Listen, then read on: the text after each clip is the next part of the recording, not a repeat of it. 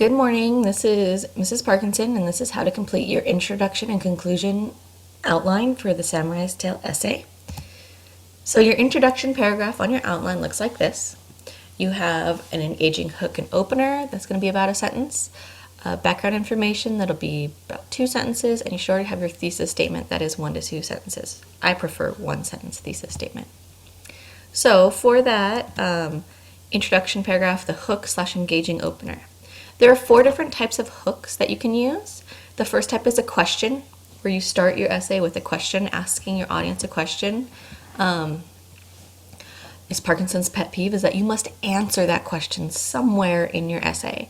So if you ask a question, how does one go from becoming an orphan to a samurai, or something like that to start your essay, you need to answer that question somewhere in your essay, and that question is answered in your essay. That's what your whole essay is about. How does Taro go from orphan to samurai? What does he learn, and who does he learn it from? So that's a question you could use. The second type of hook is a quotation. This could be another quotation from the novel, or it could be a famous quotation that someone said. The thing with a quotation is it needs to tie into the topic of our essay, and it needs to be something that can't be said any better. You're using a quotation because those words are so well said and they're so powerful that you can't change them without losing some meaning or some impact. The third type of hook is a startling fact. Startling fact hooks for this type of essay would be a little bit difficult. You could do some sort of startling fact on samurais, or some sort of startling fact on feudal Japan. But I'm not sure how you would tie that in with our essay on a fictional orphan becoming a samurai in feudal Japan. But it's possible. Our last type of hook is an anecdote, which means a very short story. It would be a short, like, imagine if you were type in situation, and you would use lots of concrete sensory details so that your audience would feel it. Concrete sensory details, remember, are your 5 senses. Any words that appeal to your 5 senses. So you'd want to use words that help your reader see, smell, taste, touch, or hear that very short story. And it's very short because it's just a tiny bit of your introduction paragraph. The second bit of your introduction on your outline is background information. What background information is essentially is anything that helps smoothly transition from that hook, that question, quotation, startling fact, or anecdote, all the way down to your thesis. But some must include items. You must include the author of the novel. You must include the title of the novel, which when you type it needs to either be underlined or in italics. And you should include the setting of the novel. This is the where and when. So the where, Japan, and the when, it's in feudal Japan. You need to look up exactly the years. It says, I think on the back of your novel, when exactly that is, or you can look in your history book and figure out when was feudal Japan, what century was it in. And lastly, you should explain who your protagonist is. Protagonist, remember, is the main character of your story. So for that, that's Taro/Murakami. Who is he? Just a little bit about who he is. And then the last thing is your thesis. You should already have this on your outline because I made you do it the very first day we started our outline. And it's probably something like, on his path from orphan to samurai, Taro changes and grows with the help of blank, blank, and blank. And those blanks are your 3 important characters who teach Taro something. Your thesis might be slightly different than this, but basically you needed those keywords of Taro, changes, grows, samurai, and then the names of your 3 people. This is the heart of your argument. This is what everything in your paper needs to tie back to. So as an example, remember, I'm writing a Hunger Games essay while you are writing a Samurai's Tale essay. This is what my Hunger Games outline looks like.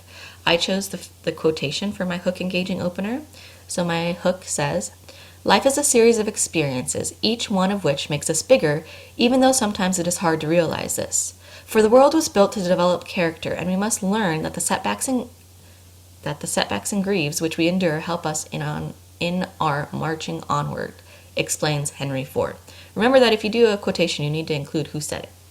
Then I have background information. Remember, anything that helps tie the hook to the thesis plus the author, title, protagonist, and I forgot to put in the setting the when and where.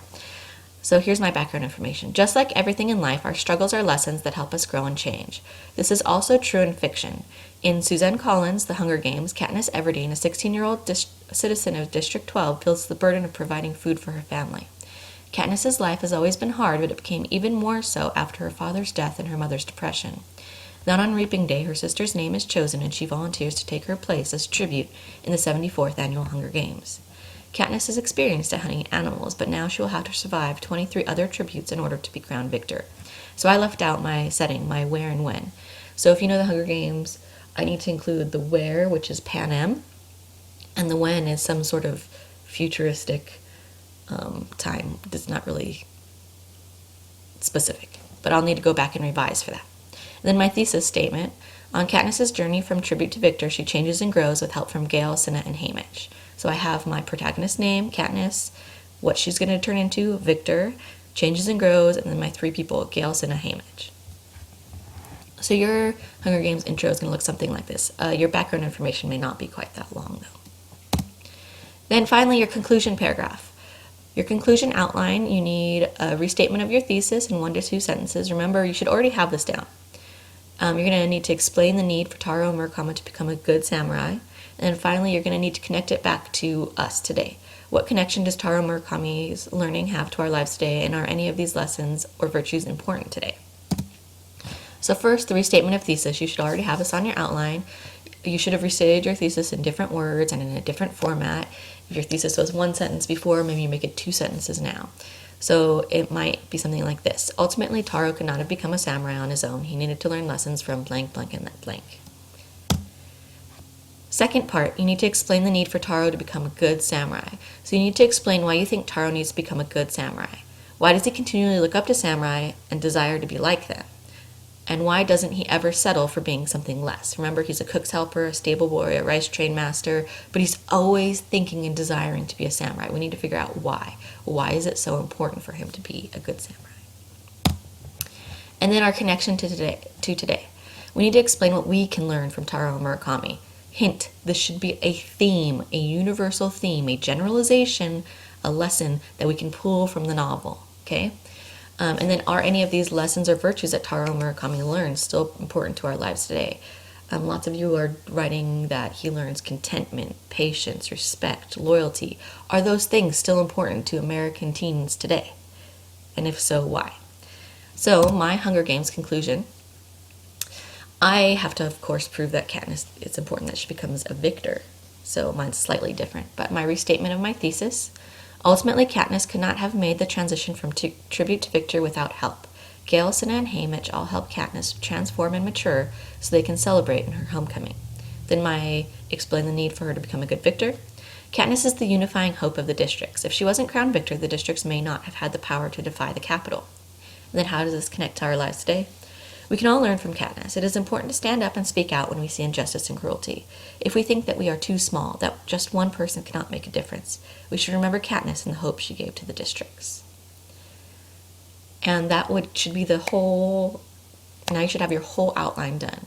We did our thesis, our restatement of thesis, and our 3 body paragraphs in class. And now you know how to finish out your conclusion and your introduction. I hope this was helpful to you, and you have a good day.